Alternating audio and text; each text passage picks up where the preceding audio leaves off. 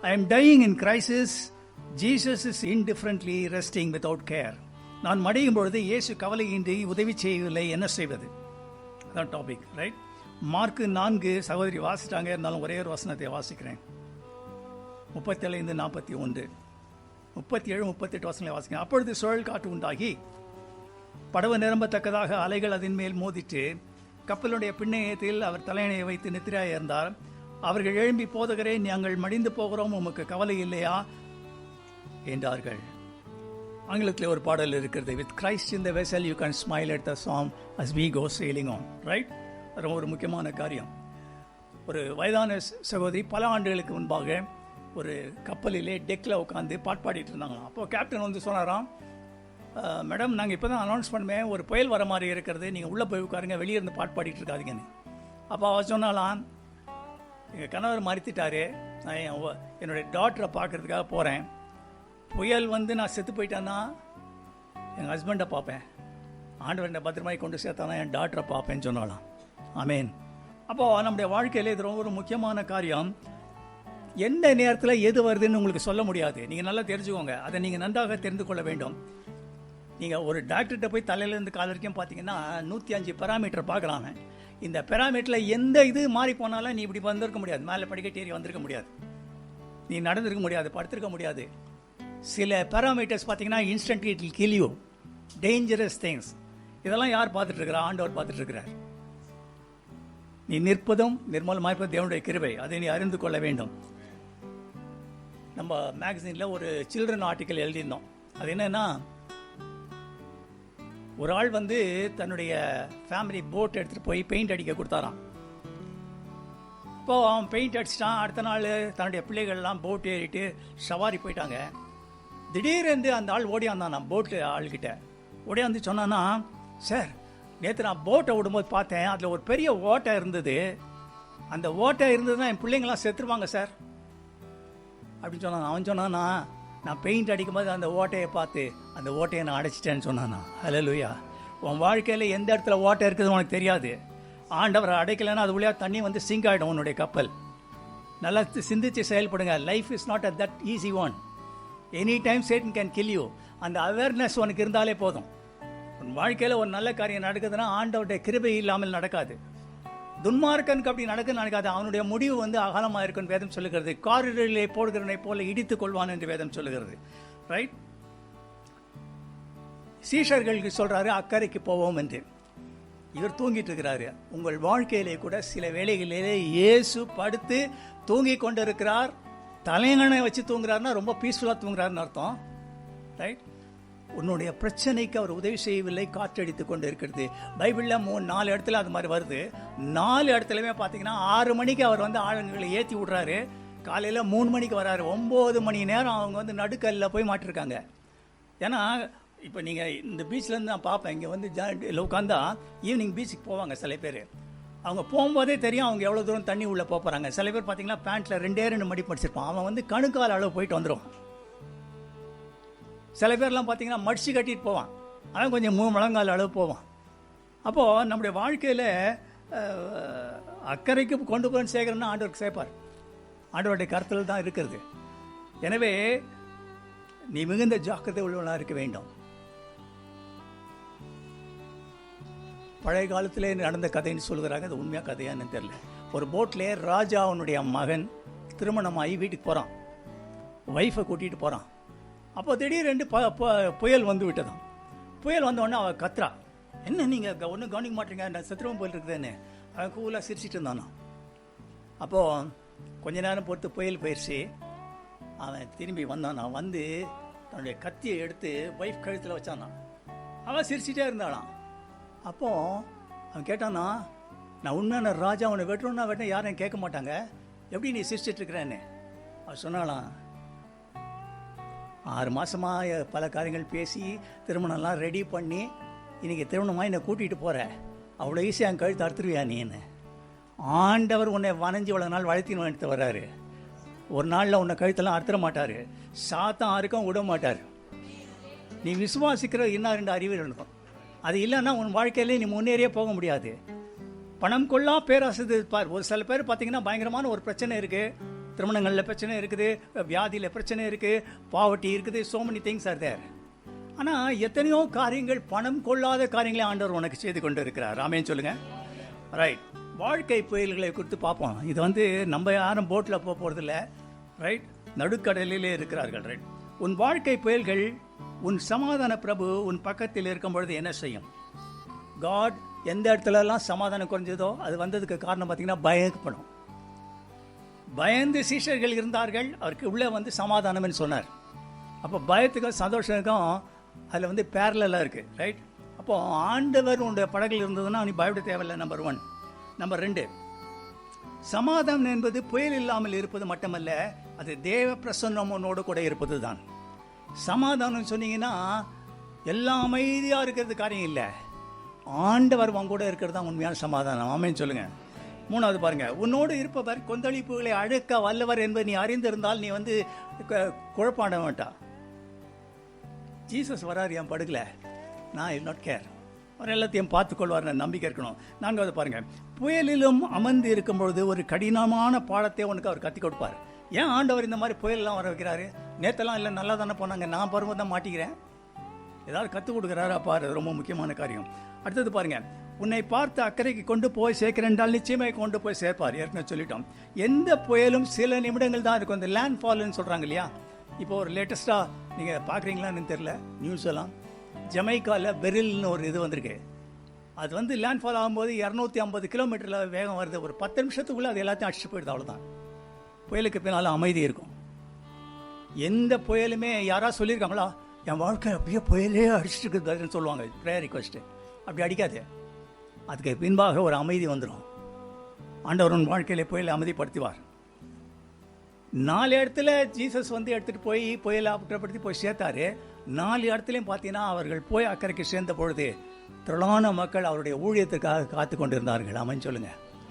உன் வாழ்க்கையிலே புயலின் முடிவிலே ஆண்டவர் உனக்கு எந்த ஒரு ஊழியத்தை வைத்திருப்பார், அதை நீ அறிந்து கொள்ள வேண்டும். ரைட். சில வேளைகளிலே பார்க்கும்போது சில பேர் காரணமில்லாமல் முகாந்திரம் இல்லாத சில காரியங்கள் செய்கிறாங்க இல்லையா? அந்த காரியங்கள் நமக்கு வேதனை அளிக்கிறது. யோசேப்பு சொல்கிறான் 40வது அதிகாரம் 15 ஆதியாகத்திலே, அவன் ஒன்றுமே பேசலை, ஜீசஸ் மாதிரி இருந்திருக்கான். ஒரே ஒரு காரியம் சொல்கிறான் அந்த பானபாத்திரக்காரன்ட்ட, நான் எபிரேய தேசத்திலிருந்து களவாய் கொண்டு வரப்பட்டேன், என்னை காவல் கிடங்கில் போடுவதற்கு நான் ஒரு தவறு செய்யலை. என்னை தூக்கின்னு வந்ததே ராங் இதில் டைரக்ஷனில் திருட்டுத்தனமாக தூக்கின்னு வந்தாங்க. காவல் கிடங்குன்றது டஞ்சன், சாதாரண சிறை இல்லை, பூச்சி பேச்சு இல்லாத இடம். அதில் போடுறதுக்கு அதுவும் தவறு செய்யலை. அப்போது அவன் வாழ்க்கையிலே அது வந்தது என்று சொல்லுகிறான். ரைட். ஆனால் ஆண்டவர் உன்னை காத்துக்கொள்வார். ஒரு ஒரு கேப்டன் துரத்திட்டு வராங்க எல்லாரும், நல்ல தேவபக்தி உள்ள மனுஷன். அவனுடைய ஆளுங்க நிறைய பேர் சுட்டுட்டாங்க. நேராக ஒரு புதருக்குள்ளே போன உடனே ஒரு கேவ் இருந்தது, அது குகை, அது உள்ளே போய் ஒழிஞ்சிக்கிட்டான். அவன் ஒழிஞ்சிக்கிட்ட உடனே ஜோம் பண்ணான், ஆண்டவரே ஏதாவது ஒரு மரம் சாஞ்சு விழணும், அப்படி விழுந்ததுன்னா அவங்க பார்த்துட்டு போயிடுவாங்க, இல்லைன்னா உள்ளே என்னை பிடிச்சிருவாங்க ஆண்டவரேன்னு. அப்போ உட்காந்துட்டு இருக்கான், ஜோம் பண்ணிகிட்டே இருக்கிறான். அப்போ பார்த்தீங்கன்னா ஒரு ஸ்பைடர் அந்த இடத்துல வெப் போட்டுட்டு இருந்தது. அப்போ கேட்ட சொன்னால், சார் ஸ்பைடர்லாம் ஒரு நாளில் போட்டுரும், இதெல்லாம் நம்ப மாட்டாங்க, உள்ளே வந்துடுவாங்க ஆண்டவரேன்னு. ஆனால் ஆக்சுவலாக அவர்கள் வந்தாங்களாம். அந்த அவங்க கூட பிடிக்க வந்த பாஸ் சொன்னான்னா, டே ஸ்பைடர் வெப் இருக்கலாம், உள்ளே ஏன்டா போகிற போடான்னு சொல்லிட்டு அவன் தப்பித்து விட்டான்றது கதை. இல்லை ரீல் கதை மாதிரி இருக்கா? ஒரு மாதிரி பார்க்குறீங்களா? ஆண்டவர் உன்னை காத்துக்கொள்வார். ஆமென். சரி, பைபிளில் சில காரியங்கள் பார்க்குறோம். எப்படி சில பேர் சில வேளைகளிலே அவர்கள் காரணம் இல்லாத தாக்கப்பட்டாங்கன்னு ஆதியாகமம் 31:36 விதமாக சொல்லுகிறது. யாக்கோபு லாபானுடைய வாக்கு பண்ணி, நீர் என்னை இவ்வளவு உக்கிரமாய் தொடர்ந்து வரும்படி நான் எந்த தப்பிதமும் நான் செய்யவில்லை. யாக்கோபா ஆசீர்வதிக்கப்பட்டான், கர்த்தருடைய கரம் அவனோடு கூட இருந்தது. அதை லாபானால் பார்க்க முடியல. எப்பவுமே மருமனுக்கு இருந்தால் 10 இன்க்ரிமெண்ட் எக்ஸ்ட்ரா கொடுப்பாங்க, இவன் 10 வாட்டி சம்பளத்தை குறைச்சிட்டு இருக்கிறான். அவன் ஒய்ஃப்ட்ட சொல்கிறான், அவன் மூஞ்சே சரியில்லையே. சில பேர் சொல்லுவாங்கல்ல, மாமியார் மூஞ்சே சரியில்லையே, மாமனார் மூஞ்சே சரியில்லையே. ஆமாம், சில வேளையில் சரி இருக்காது. உன் வாழ்க்கையில் அது மாதிரி இருக்கலாம். சில பேர் சொல்லுவாங்க, எங்கள் பாஸ் என்னையுமே ஒரு மாதிரி பார்க்குறாரு, அவர் என்னை சாக் பண்ணிவிடுவார் போல் இருக்கு. பயப்படாது, ஆண்டவரும் கூட இருப்பார். கடைசியில் ஆண்டவர் திரும்ப சொல்லிட்டாரு, என் பையன் அவன் மேலே கை வைக்காத. ஆமென். ரெண்டாவது பாருங்க, 1 சாமுவேல் 15:2. இதில் சாமுவேல் சவுலை கூப்பிட்டு சொல்கிறான், பல ஆண்டுகளுக்கு முன்பாக இஸ்ரவேலர் எகிப்திலிருந்து புறப்பட்ட பொழுது தேவையற்ற முறையிலே அமலேக்கர் வந்து அவங்கள சாவடிக்கணும்னு நினச்சாங்க. அப்போது அதை நான் மனசுலேயே வைத்திருக்கிறேன். நீ நினச்சிக்காத, உனக்கு துரோகம் செய்தவர்கள், உனக்கு வந்து வேதனை கொடுத்தவங்கள்லாம் தப்பிச்சு போகவே முடியாது. ஒரு ஆமேன்னு சொல்லுங்க. அப்போது ஆண்டவர் அதை பார்த்து கொண்டே இருப்பார். அநீதி செய்யப்பட்டிருக்கா, ஆண்டவர் பார்த்து கொண்டே இருப்பார். ஆனால் உன் வாழ்க்கையில் அடிக்கடி நான் சொல்கிற காரியம் நான் திருப்பி நோட் சொல்கிறேன், உன்னதமான மறைவில் இருக்க வேண்டும், சர்வடைய நிழலில் இருக்க வேண்டும். அது இல்லாத 12 வாக்கு தத்தம் கொடுத்துருக்க எல்லாத்தையும் எழுதி இது மாதிரி பெருசு பெருசாக ஓட்டினா நடக்காது. ஆண்டவருடைய அடைக்கலம் இருக்க வேண்டும். அவர் சொல்கிறாரு, அவங்கள வழி மறிச்சாங்க, அதை என்னால் மறக்கவே முடியல. அதனால் சவுலை கூப்பிட்டு சொல்கிறார், நீ போய் கம்ப்ளீட்டாக எல்லாத்தையும் அதை ஸ்லாட்டர் பண்ணிடுனாரு. இவன் பைத்தியக்காரன் போயிட்டு பாருங்க, ஒரு ராஜாக்கு இல்லாததா, அவன் கழுத மேட்சுவான், அப்படி தான் இருப்பான். ஆடுங்கள்லாம் புஷ்ணு விட்டாங்க கொஞ்சம் பேர். இது அவனை கூப்பிட்டு சொல்லிட்டாரு, க்ளோஸ், உன் சாப்டர் க்ளோஸ். உனக்கு என்ன ராஜபாரம் கொடுத்தேன், நீ ஒன்றும் பெரிய கீஸுன்றது சாதாரண குடும்பம், பெனிமேன் கோத்திரம், நீ யூதா கோத்திரம் இல்லை, ஆனால் நீ தக்க வச்சுக்கலன்னு சொல்லி சாக் பண்ணிடுறாரு. ரைட். 3வது பாருங்க, தாவீது 1 சாமுவேல் 17:50. அதாவது தாவீது போய் கணன் இதுவனால கவன் கண்ணில் அடிச்சிட்டான். இந்த கவன் அடிக்கிறா தெரியுமா, உண்டிவல். இப்போ லேட்டஸ்ட்டாக அவன் கண்டுபிடிச்சிருக்காங்க, யாராவது தெரியுமா என்னன்னு தெரியல. அது என்னன்னா ஜப்பானில் கண்டுபிடிச்சிருக்கான். அந்த உண்டிவல்லையே ஒரு லைட் மாதிரி வச்சுருக்கான். அதை சப்போஸ் ஒரு குருவி இருக்குன்னு வச்சுக்கோங்களேன், அதை அந்த லேசரில் அட்ஜஸ்ட் பண்ணி அடிச்சா கரெக்டாக குருவியில் அடியுது. இனிமேல் தாவீது இருந்தானா அது ஒன்றும் பெரிய இது கிடையாது, லேசர் பீமில் அடிச்சிருப்பான். இல்லை, அவன் கரெக்டாக அடிச்சிட்டான் இல்லையா. முடிஞ்சது, வீட்டுக்கு வந்தான். வீட்டுக்கு வரும்போது பார்த்தீங்கன்னா பெண்கள் எல்லாம், கன்னி பெண்கள் எல்லாம் ஓடியாராங்க, உடனே டான்ஸ் ஆடிட்டு வராங்க. அவங்க சொன்ன பாட்டு பாருங்கள், அவனுக்கே வெயிட் வச்சிருச்சு. சவுல் கொண்டது 1000, அவன் கொண்டது 10,000 தாங்க. அவன் சொல்லிட்டான் சவுல் ஒரே வார்த்தையில், ஐயா இவனுக்கு ராஜபாரம் ஒன்று தான் கம்மி, நான் ஏன்ச்சா என் சீட்லேயே உட்காந்துருவான் போலுக்குதானே. அதை தூரத்துலேருந்து அவன் ஒய்ஃப் பார்த்தா, என்னடா கன்னி பெண்கள் எல்லாம் அட்ராக்ட் பண்ணுற மாதிரி இருக்கிற நீ, அவன் உள்ளத்தில் ஆடுறான் ஆண்டவருக்கு. அவன் க்ளீனாக போய் சொல்லிட்டான், ஏம்மா நீ முன்னால் வந்து நான் இங்கே நிற்கல, ஆண்டவர் என்னை நிற்க வச்சிருக்காரு, அப்படி தான் சொல்லுப்போ, ஆண்டவர் உன்னை காத்துக்கொள்வார். அதனால் ஒன்றுமே ஆகலை பாருங்கள். கடைசியில் பாதிக்கப்பட்டது அந்த பெண்ணுக்கு கடைசி வரைக்கும் இது இல்லை, குழந்தை இல்லாத போயிடுச்சு. சரி, அடுத்தபடியாக நம்ம ஒரு பெரிய 14 வசனம் கேட்டோம் இல்லையா. நாபோத் என்றவன், ஆகாம் என்றவன் பிசாசு அடையாளமானவன். திராட்சை தோட்டன்றது ஊழியத்தை குறிக்கிறது. அவன் வீட்டு பக்கத்தில் எட்டி பார்த்தா, ஜன்னலில் பார்த்தா பியூட்டிஃபுல்லாக நிறையா ஒரு பெரிய ஊழியம் இருக்குது. பிசாசு என்ன சொல்கிறான், அந்த ஊழியத்தை விட்டுட்டு கீரை தோட்டமாக ஆக்குறேன்றான். சாதான் அப்படி தான் பண்ணுவான். திராட்சை செடின்றது கனி கொடுக்கறது, அதை அழிச்சிட்டு கீரை போடுன்றான். கீரைலாம் நாங்கள் காலையில் வாங்கி சாயங்காலம், நீங்கள் ஒரு வண்டியெல்லாம் பார்த்தேன், ஒரு வண்டியில் தள்ளி போகிறாங்க. யோசித்தேன், இதெல்லாம் கம்ப்ளீட்டாக பார்த்தாலே அது உள்ள ஒரு 300 ரூபாய் 400 ரூபாய்க்கு தான் இருக்கும். அதை விற்று அவன் என்னங்க ஆக போகிறான். அப்போது இவன் சொல்லிட்டான், இது என்னுடைய பிதாக்கள் சுதந்திரம். Faith of our fathers living still in spite of dungeon. அந்த ஃபோனில் பாடுறோம்ல, எங்கள் அப்பாவுக்கு அப்பா நான் தான் ஏன் பண்ணின்னு இருக்கிறேன், இதை நான் கொடுக்க மாட்டேன்ட்டான். அவனை வந்து பொய் சாட்டி சொல்லி அடிச்சிட்டான். அப்பொழுது கொஞ்ச நாள் கழிச்சு எலியா வந்துட்டான். வந்துட்டு அவன் சொல்கிறான், நாபோத் அவனை அடிச்சிட்டிங்கல்ல, உன்னுடைய வாழ்க்கையில் உன் குடும்பத்தினுடைய ரத்தத்தை நாய்கள் நக்கும்னு சொல்லிட்டு போயிட்டான். 3 ஆண்டுகள் கழித்து ஒரு பெரிய சண்டை நடக்குது. அந்த பெரிய சண்டையிலே அவன் போய் தேவையில்லாத கலந்துக்கணுதான். ஒரு ஸ்ட்ரே ஏரோன்னு போட்டிருக்கு, யாரையோ விட்டா யாரோ வந்து அவனுக்குள்ள குத்தி அவன் செத்து போயிட்டான். அப்பொழுது வேதம் சொல்லுகிறது, அந்த ரதத்தின் சாரதி வந்து ஒரு குளத்திலே வைத்து அந்த ரத்தத்தை எல்லாம் கழுவினானாம். அப்பொழுது ஒரு நாய் வந்து அவனுடைய ரத்தத்தை நக்கிட்டு உன்னை எழுத்தவங்கள காலி பண்ணி வர ஆண்டவர். அப்புறம் அதோடு அவ்வளோதான். அதை நம்ம தெரிஞ்சுக்கணும், அதை மனசில் வச்சுக்கணும். நம்ம எல்லாத்தையுமே சொல்ல முடியாது இல்லையா. அப்போது அவனை எழுத்து தேட 13 வருஷம் கழித்து அவன் என்ன ஆச்சு, இவன் சிவி சிங்காரிச்சு நின்று இருந்தான். அவன் கீழே தள்ளிட்டான் யெகூ. அவனுடைய பாடியை ஃபுல்லாக நாய்கள் தின்று விட்டது. தேவன் வைராக்கியம் உள்ளவர், அவர் பழி வாங்குகிறவர். அதை நீ அறிந்து கொள்ள வேண்டும். தாவீது சொல்கிறான், என்னை முகாந்திரம் இல்லாமல் பாய்க்கிறார்கள், ஆனால் நானோ என்னுடைய கர்த்தராய தேவனிலே திட நம்பிக்கையாக இருப்பேன். யாராவது பயிச்சுட்டு போகிறாங்க இல்லையா? இயேசுடைய இதை பாருங்க, லூக்கா 13:14. பிலாத்து, நான் உங்களுக்கு முன்பாக விசாரித்த பொழுது நீங்கள் கூறும் குற்றங்களை ஒன்றுமே காணவில்லை. சொல்றான், ஜீசஸ் மேல எதுவுமே இல்லை. அப்ப நீங்க என்ன சொல்றீங்கன்னு கேட்கறான். அவங்களாம் அறையும்ன்றாங்க, சிலுவையில் அறையும்னாங்க. அப்போ ஆண்டவர் நமக்கு ஒரு ரோல் மாடல் வச்சிருக்காரு, அவ்வளவுதான். The entire life, the tapestry of Jesus Christ's life is a role model to us. அவரை தான் நம்ம ஃபாலோ பண்ணணும், அவர் தான் டெம்ப்ளேட். இந்த மாதிரி இதில் இருக்கும் பொழுது ஒருவேளை நான் சொல்கிற காரியங்கள் டூ மச்சாக இருக்கலாம். அதாவது ஒரு சின்ன பேட்டரிக்கு இவ்வளோ போயிடுச்சு, அந்த பேட்டரி வந்து 80 ரூபா. நான் பார்த்தேன் இந்த சித்திரம், அதில் என்ன போட்டிருக்கா, கேல்வனைஸ்ட் பேட்டரி. நிறைய பவர் வச்சு என்ன பண்ணியிருக்கான் இருக்கான். ஸோ நீங்கள் இந்த மாதிரி இதில் வந்து யூ மஸ்ட் கெட் கேல்வனைஸ்ட். ரொம்ப முக்கியமான ஒரு காரியம், ரைட்? ஒரு ஆள் எனக்கு சூனியம் வச்சுட்டே இருந்தான், 11 வருஷம் சூரியம் வச்சுருந்தான். நான் கேரே பண்ணல, ஏன்னா நம்மளை இது வந்து பாதிக்கவே இல்லை. ஒரு நாள் காலையில் ஆண்டவர் எழுப்பினார். எழுப்பி, நீ போ மென்டல் ஹாஸ்பிட்டல் போ, ஹெச் நம்பர் வார்டில் 7ஆம் நம்பர் இதை போய் பார்த்துட்டு ஒரு ஆள் இருக்கான், பார்த்துட்டு வந்தேன். அங்கே போனால் ஒரு காட்டு மிராண்டி மாதிரி ஒரு ஆள் இருக்கான், செயின் போட்டு கட்டி வச்சுருக்காங்க. ஆண்டவர் சொன்னார், இவன் தான்டா அவனுக்கு முன்னால் அவன் எல்லாம் உருவாக்கின ஆயுதத்தை பாரு. நாங்கள் இருக்க சார் ஹவுஸ் சர்ஜன் கேட்டேன், என்ன சார் ஒரு ப்ராப்ளம்? அவ்வளோதான் சார், 3 நாள் செத்துருவான். செத்துட்டான். ஆண்டவருடைய பிள்ளைகளுக்கு விரோதமாக செயல்படுகிற ஆண்டவர் பொறுப்படுத்திக் கொள்வார். My God is not cheap. ஆண்டவருடைய கரத்திலே வெஞ்சன்ஸ் இருக்கிறது, ஏற்ற வழியிலே காரியங்களை செய்வார். தாவீது இவன் சொல்லுகிறான், தாவீது 90வது சங்கீதத்திலே, அது ஆக்சுவலாக மோசையினுடைய சங்கீதம், சிறுமைப்பட்டதும் துன்பப்பட்டதுமான நாட்களுக்கு தக்கதாக உன்னை மகிழ்ச்சியாய் மாற்றுவார். With Christ in the vessel you can smile at the storm as we go sailing on. நீ இருக்கிற இடத்துல ஆண்டவருடைய பிள்ளைகளோடு இரு.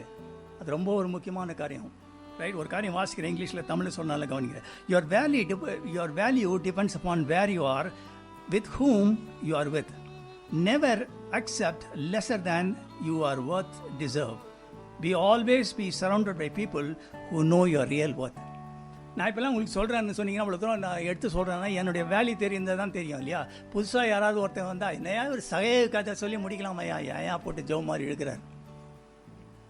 உன்னுடைய வேல்யூ இருக்குது, அந்த வேல்யூ வந்து வெளியே மனுஷனுக்கு தெரியாது. ஆண்டவர் உன்னை பார்த்து கொண்டே இருக்கிறார். ஆண்டவர் பெரியவராக இருக்கிறார். ஆமென் சொல்லுங்க.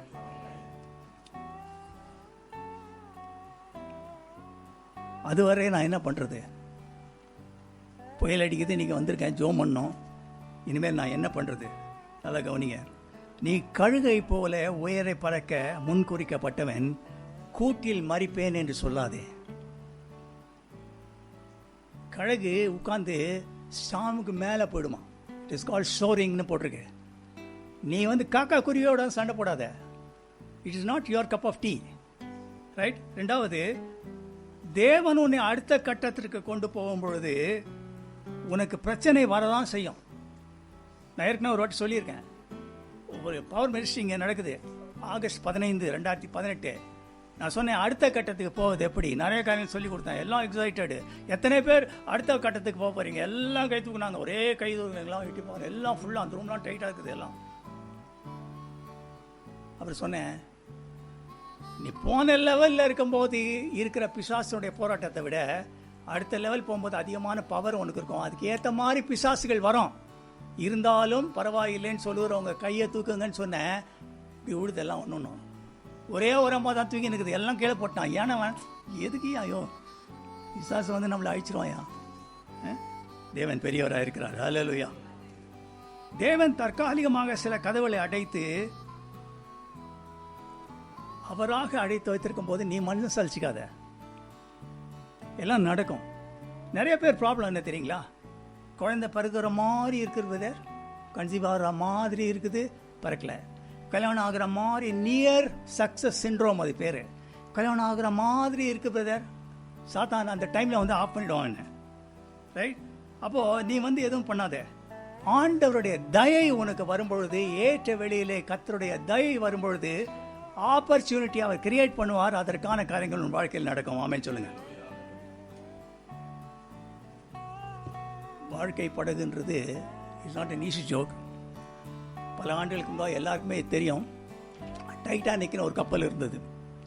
அந்த கப்பல் வந்து அவளுக்கு எல்லாருடைய நோக்கம் என்னென்னா 2756 பேர் கப்பலில் போகிறாங்க. They want to celebrate. எல்லாம் ஒரே டான்ஸ் ஆடின்னு இருக்கிறாங்க, எல்லாம் போட்டு டான்ஸ் அடிச்சு ஆடின்னு இருக்கிறாங்க. ஒரு அனௌன்ஸ்மெண்ட் வந்தது, நம்ம கப்பல் வந்து ஒரு பனிப்பாறையில் மோதிருச்சு, உங்களை காப்பாற்றுங்க. உடனே தேடினாங்க, யார் இருக்காங்க? பாஸ்டர். ஒரு பாஸ்டர் வந்து சொன்னாராம், all sing the song nearer my God to thee, nearer my God to thee. எல்லாம் பாடினாங்களாம், nearer my God to thee, near. வாழ்க்கையில் கடைசியில் போய் நீ வந்து நீ nearer my God to thee பாடாத. இன்றைக்கி உனக்கு சுகமும் பலன் கொடுத்துருக்கும் போது பாடு. அதில் பாதி பேர் செத்து போயிட்டாங்க. கடைசி அவங்கெல்லாம் போகும்போது சொல்லியிருப்பான்ல, நான் பணக்காரன், எனக்கு பெரிய இது வேணும், நான் வெஜிடேரியன் வேணும்னு சொல்லியிருப்பான்ல. அவன் செத்த பிறகு ஒரே போர்டு தான், mister Rajasekar alive or dead. அவ்வளோதான். இன்சூரன்ஸில் ஒரு பெரிய லிஸ்ட்டு போட்டிருக்கான், அலைவ் ஆர் டெட் தான். உன் வாழ்க்கையில் நீ இருக்கிறியா, வந்து பரலோகத்துக்கு போறியா இல்லை நரகத்துக்கு போறியா, அவ்வளோதான். நீ ஒன்றும் பெரிய ஆள் நினச்சிக்காத. ஆண்டவரோட ஜீவனோட வச்சதே அவர் போட்ட பிச்சை. நீ ஒன்றும் பெரிய ஆள் மாதிரி நினச்சிக்காத. ஆண்டவரை நீ கேள்வி கேட்காத. உன்னை யாரும் ஒன்றும் செய்ய முடியாதுன்னு நினைக்காத. 5 நிமிஷம் உன்னை தட்டிடுவார், அப்புறம் எழுந்துக்கவே மாட்டேன் நீ. God is a great God. ஆண்டவர் பெரியவர், இதை நீ அறிந்து கொள்ள வேண்டும். 2020 ஒரு ஆர்டிக்கல் வாசித்தேன் பேப்பரில். ஒரு சிறு குறும்படம் எடுக்க சொல்லியிருக்காங்க. குறும்படம்னா தெரியும் இல்லையா, டாக்குமெண்ட்ரி ஒன்று எடுக்க சொல்லியிருக்காங்க. அதில் ஆல் இண்டியா லெவலில் ஒருத்தருக்கு ப்ரைஸ் கொடுத்துருக்காங்க. நான் அது என்னன்னு படித்து பார்த்தேன். சென்னையில் தான் நடந்திருக்கு. ஒரு பெரிய இந்த நியூட்ரிஷன் நூன் மீல் ஸ்கீல் மாதிரி ஒரு பெரிய ஷெல்டர் போட்டிருக்காங்க. அங்கே 7 பிள்ளைங்கள்லாம் உட்காந்துருக்காங்க. 8 மணிக்கு நைட்டு எல்லாருக்கும் தட்டு வச்சு அழகாக எல்லாருக்கும் வந்து பெரிய பெரிய பீஸ் சிக்கன் கொடுக்குறாங்க. 7 பிள்ளைகள், அவளுக்கு ஸ்ட்ரென்த் இல்லாதவங்க எல்லாரும் அந்த சிக்கன் சாப்பிட்றாங்க. அதான் ஆரம்பம். கொஞ்சம் நேரம் பொறுத்து இது எப்படி வந்ததுன்னு காட்டுறான். இந்த ஆள் பிச்சைக்காரன் மாதிரி ஒரு ட்ரெஸ் போட்டுக்கிட்டு கிழிஞ்ச சட்டையெல்லாம் போட்டுக்கிட்டு, இந்த KFC இருக்குல்ல, இங்கே 3 இது போனீங்கன்னா KFC இருக்குது, நீங்கள் கூட போகலாம், ஏதாவது சாப்பிடலாம், பில் மட்டும் கொடுப்பாங்க, அவ்வளோதான். லாஸ்ட்டில் 3 வீடு தான்னா KFC. அங்கெல்லாம் பார்க்குறேன், நான் நிறைய வாட்டி போவேன், யாருக்காவது வாங்கணும் ஒன்று பசங்களுக்கும். அங்கே பார்த்தீங்கன்னா சின்ன ஒல்லியாகிறான் ஒருத்தன், அவன் சாப்பிடவும் முடியாதுங்க, பெரிய கோழி வாங்குறான். ஏன்னா வீட்டில் துட்டு கொடுக்குறாங்கல்ல, பெரிய கோழி வாங்குறான், இது பண்ணுறான், பெரிய இதில் இவெல்லாம் என்ன பண்ண கட்சி தூக்கி போடுறான்ல, அதெல்லாம் குப்பை தொட்டில் போடுறாங்கல்ல, அதை வந்து பொறுக்கிறான். இங்கே பொறுக்கிறான், மயிலாப்பூரில் பொறுக்கிறான், மோட்டர் சைக்கிள் எடுத்துகிட்டு போகிறான், பொறுக்கி வந்து அதில் இருக்கிற எலும்பெல்லாம் எடுத்துகிட்டு வீட்டில் நல்ல கடாயில் வறுத்து அவளுக்கு எடுத்துகிட்டு போய் போடுறான். நீ ஒரு உன்னை வந்து மக்கள் பிச்சைக்கார மாதிரி நினைக்கலாம். நீ தனியாக இருக்கும் பொழுது ஆண்டோடைய பாத்தில் காத்திருந்து, ஆண்டவரே இந்த 7 பிள்ளைகளுக்கு நான் உதவி செய்யணும், என் வாழ்க்கையை அநேருக்கு ஆசீர்வாதமாக மாற்றோம். You are not come here by chance. God is talking to you in a very special way. உனக்கு இருக்கிற காலத்தில் கொஞ்சம் காரியத்தில் ஆண்டவருக்கு உண்மையாக இரு, மகிழ்ச்சியாக இருப்பாங்க மக்கள் உன்னை பார்த்து. தேவன் உன் வாழ்க்கையில் பெரிய காரியங்களை செய்வார். Amen. Thank you Jesus. Thank you father. நான் ஒரே ஒரு காரியத்தை வாசித்து முடிக்கிறேன், நல்லா கவனிங்க. Don't waste your time to take right decision with your intellectual wisdom. நிறைய ப்ராப்ளம் என்ன சொன்னீங்களா, இன்றைக்கி அப்பா அம்மா டைப்பர் போட்டதுலேருந்து வளர்த்து விடுவாங்க. ஒரு வயசு வந்த உடனே அப்பா அம்மாவுக்கு காலை காட்டிட்டு, ஜீசஸ்க்கு இப்படி ஒரு காலை காமிச்சிட்டு அவங்க வந்து they will take their own decision. Dangerous. It will kill you. அதுக்கப்புறம் எந்த ஊழியக்காரன் சொன்னாலும் கேட்க மாட்டார். Dangerous. Right. Don't waste your time to take right decision with your intellectual wisdom. Don't randomly choose and decide important decision wrongly, as you have only one life. தவறான முடிவுகளை, முக்கியமான முடிவுகளை நீயே எடுத்துட்டு நீ வந்து மாட்டிக்காத. உன் வாழ்க்கையில் ஒரே வாழ்க்கை தான். Once you make decision, you are end. It is not like choosing vanilla or chocolate flavor in your ice cream, or eating spicy or less spicy food. Take decision with Christ, he will never fail. Amen. உன் வாழ்க்கையிலே பெரிய காரியங்களை செய்வார்.